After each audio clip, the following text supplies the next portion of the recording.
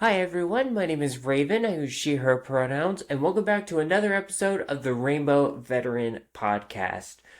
Just a couple of podcast things, like kind of behind the scenes stuff that's going on while I'm working on this, or before I get into today's episode, basically. Um, so Riverside has been giving me issues with recording on their website. Apparently, a lot of people have had that issue.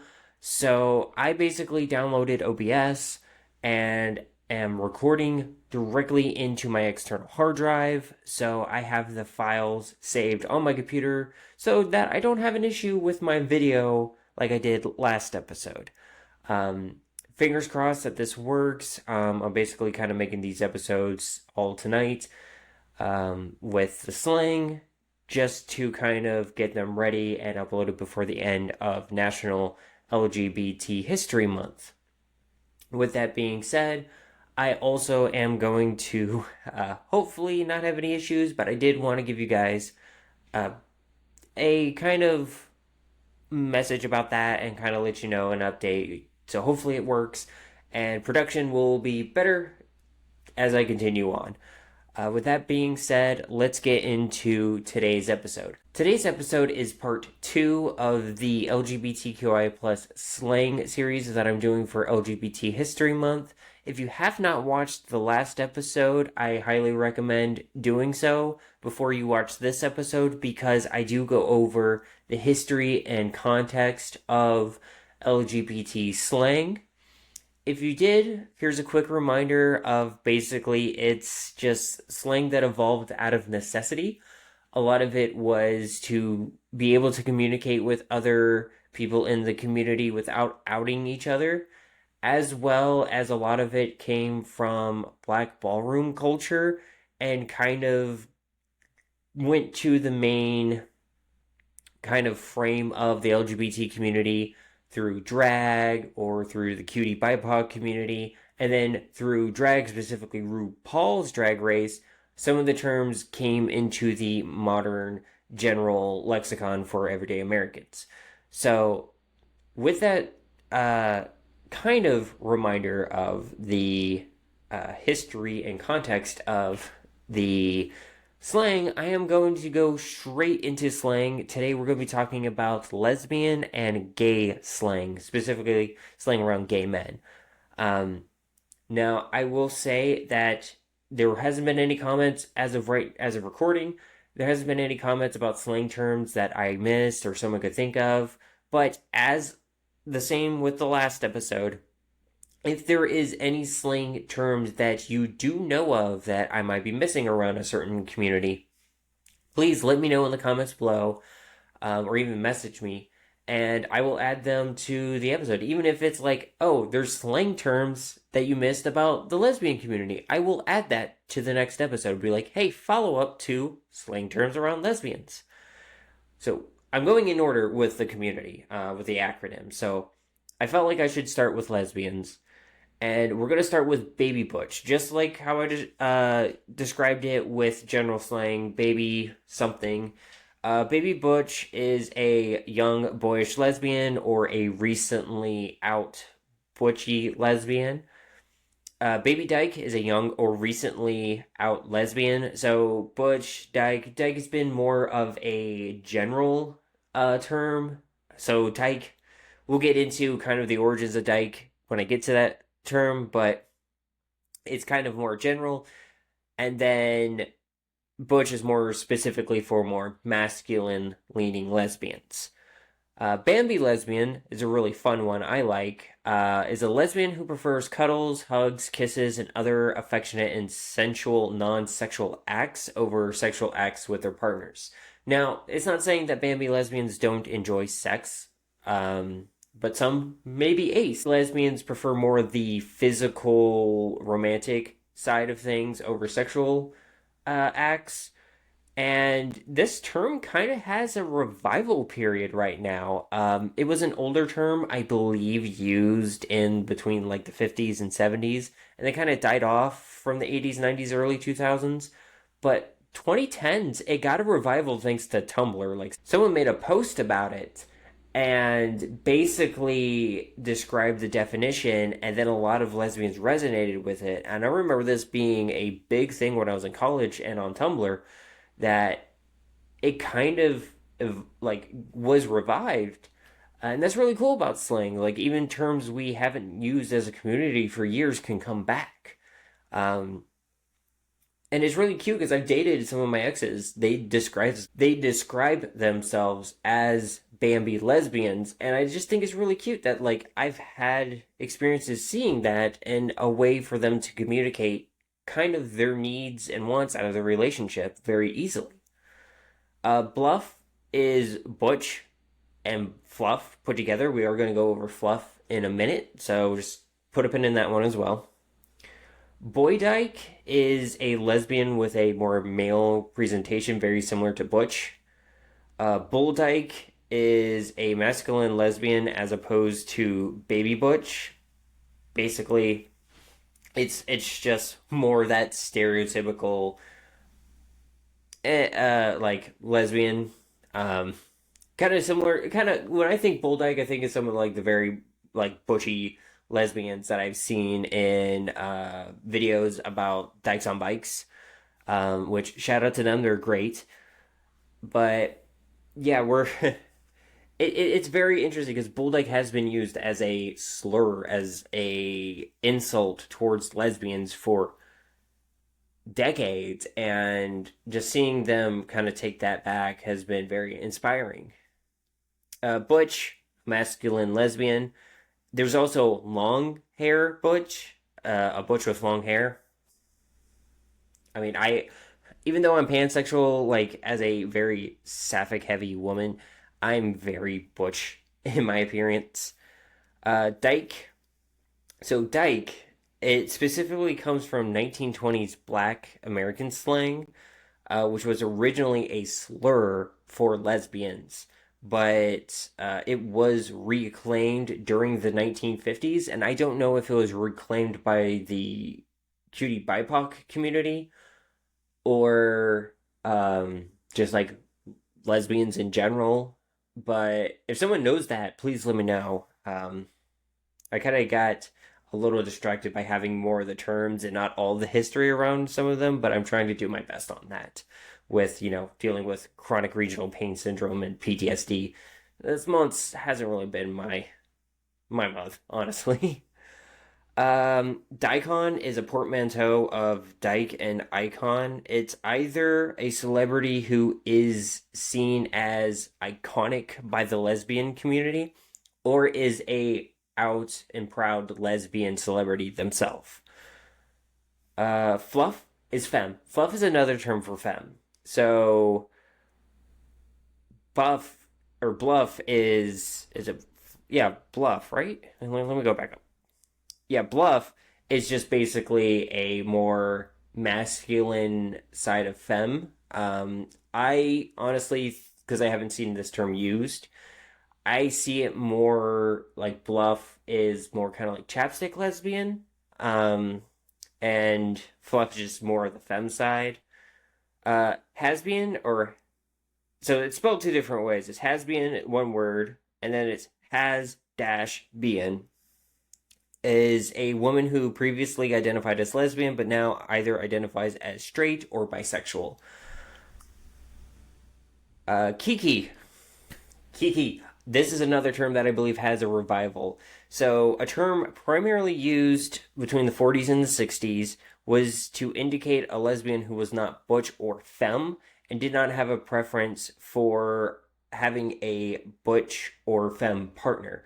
So, kind of more of an androgynous lesbian who didn't really care how their partner presented and expressed themselves.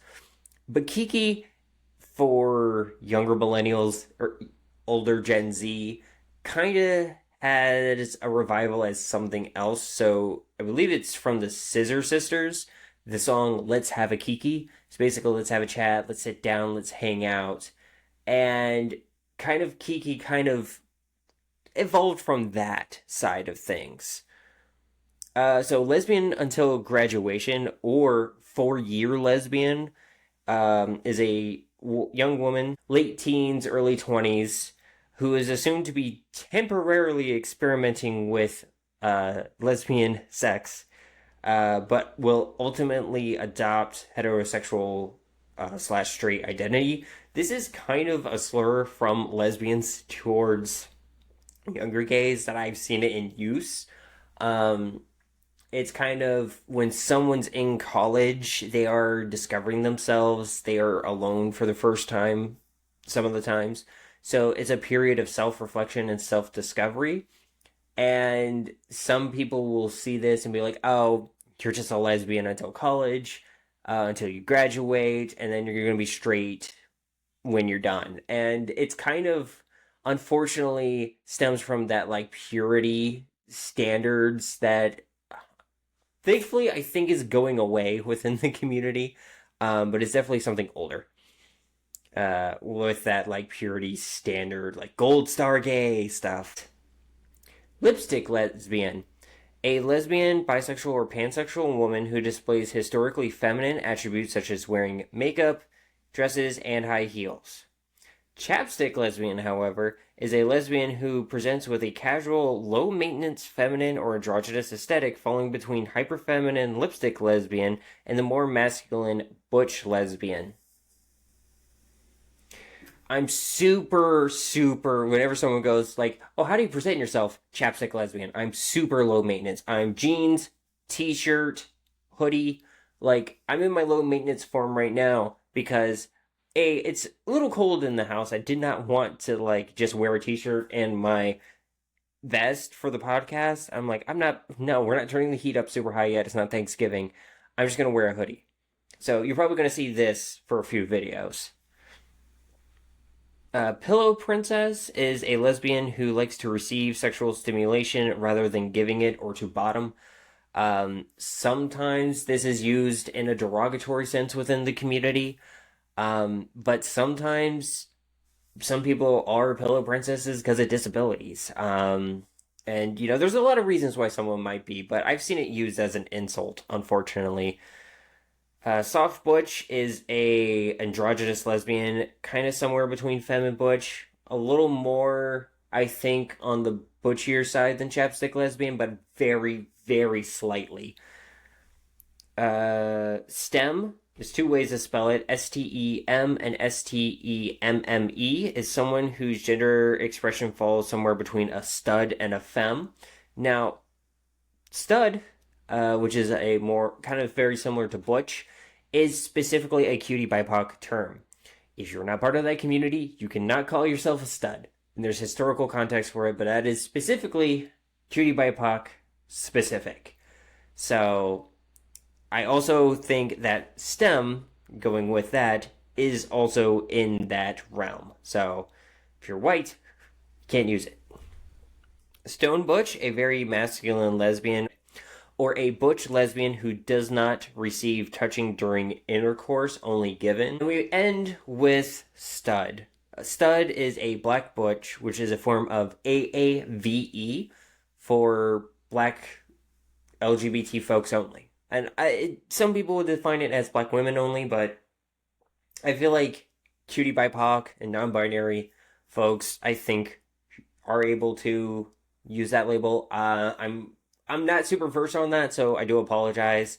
But if someone has a better definition or can explain it a little better to me, I would greatly appreciate it. But as far as I know, it is identity for just black cutie BIPOC folks, like specifically. And with that, we're going to go into the gay men's slang. Now, there are some that I got rid of out of the definitions here, specifically around queens. There are a lot of slang terms for queens. Specifically, it's about certain gay men and how they date other gay men of different minorities or racial communities. And I didn't like it. I didn't like it because I felt like it's super fetishizing, and especially of racial minorities. So I took those out, but they are there. So it was used a lot during the kind of older era of our community, but there are some of them who are still alive and still use these terms. So be aware of it. I just don't feel comfortable saying it, so I didn't keep them in my list. But that being said, let's get into the actual list. So we have an artiste, is a gay man who is an expert in fellatio. They are an artiste. Auntie is an older, often effeminate and gossipy gay man. Whenever I think of Auntie, my first image in my head is Nathan Lane in Birdcage. That to me is like very, very the definition of Auntie. Bathsheba is a gay man who frequents bathhouses. Bathhouses being public bath areas that would be frequently visited for gay men to hook up. A bear, a big hairy gay man. And I feel like this one has gotten into like the general understanding because, and I know it's really great because with American Dad, one of my favorite shows with the earlier seasons, it there's an episode where Stan's making his like holiday based bear uh plushes, right? And they were talking about bears, and Stan goes, "Did you know in the gay community, a large hairy gay man is often called a bear?" I'm like, that's how I feel like it's entered the general populace at this point. But a bear chaser is a man who wants their partners to be bears. They specifically have a preference for bears, and they love their bear partners. Bull is a large, muscular man, typically over 200 pounds in weight. A bull queer is a gay man who strictly just tops. They never bottom, they are just a top. Chicken is a youthful gay man. I believe this is an older term because I've never heard anyone refer to as chicken. But there's also the opposite, which is chicken hawk, which is an older gay man who likes younger gay men.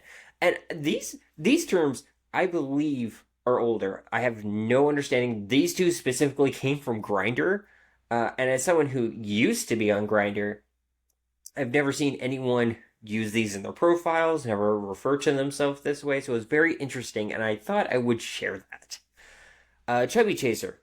I feel like everyone knows what a chubby chaser is. It's someone who seeks a partner who's overweight. But apparently, this kind of was a bigger thing in the gay community as slang and kind of came out to the general populace and kind of been used as a way for anyone who likes their partners a little on the chubbier side. Daddy. Oh my gosh, daddy. We all know daddy, right? Like, it's a typically older man that you're in a relationship with. And it's really funny because, like, all these people were like, oh, Daddy Trump, Daddy Trump. I'm like, oh, wow, you guys are really gay for Trump. Flower is typically a very effeminate gay man. This is another term for the more effeminate side of gay men that are very prevalent and loved in our community. Friends of Dorothy. Now this one I really love because there's a lot of history with it that was used exclusively to kind of hide during the Lavender Panic of like 1940s, 1950s U.S. government employees and military. So, Friends of Dorothy is a gay person, but it was originally used as just for gay men.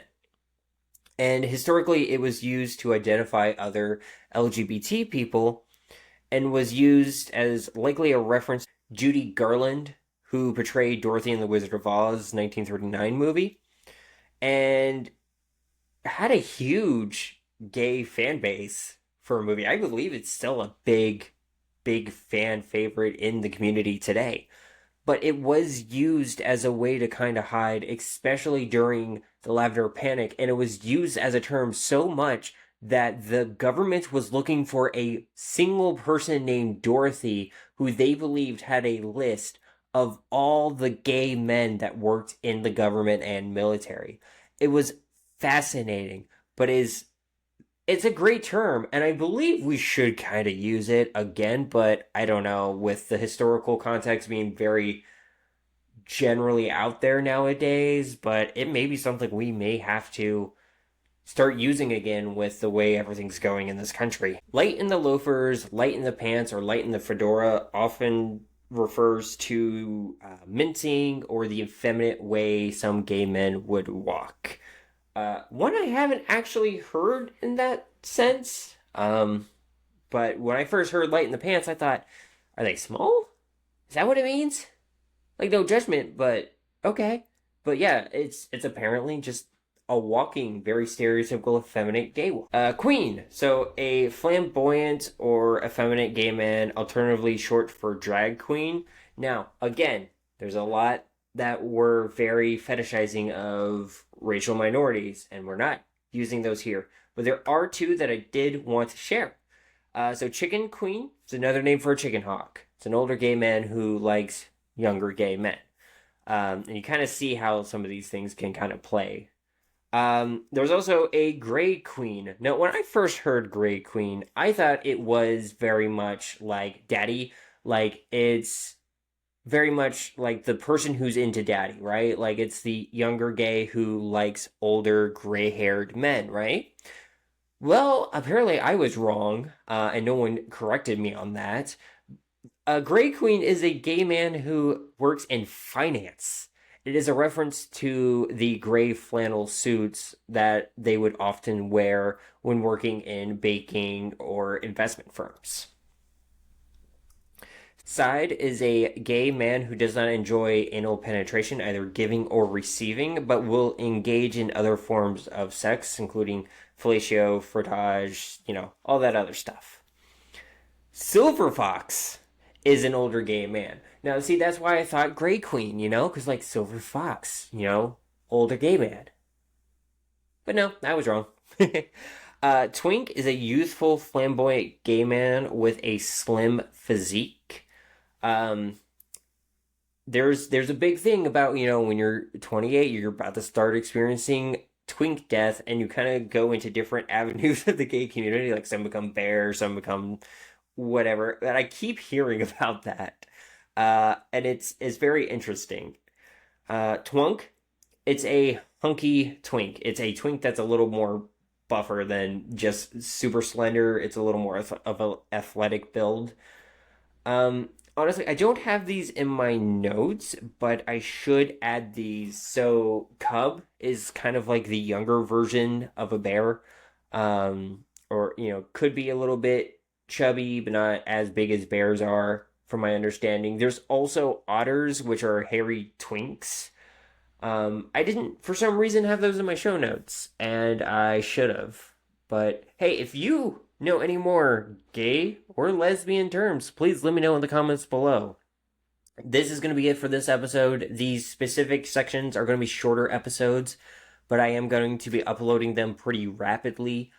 Probably one or two a day until the end, which is really close, of LGBT History Month. So I'm trying to get these out as much as I can after dealing with some tech issues. But thanks again for listening to the podcast. My name is Rayven once again, and this has been the Rainbow Veteran Podcast. I hope you enjoyed this series and are looking forward to other slang terms for the community. And as always, everyone, stay safe, stay hydrated, stay vigilant.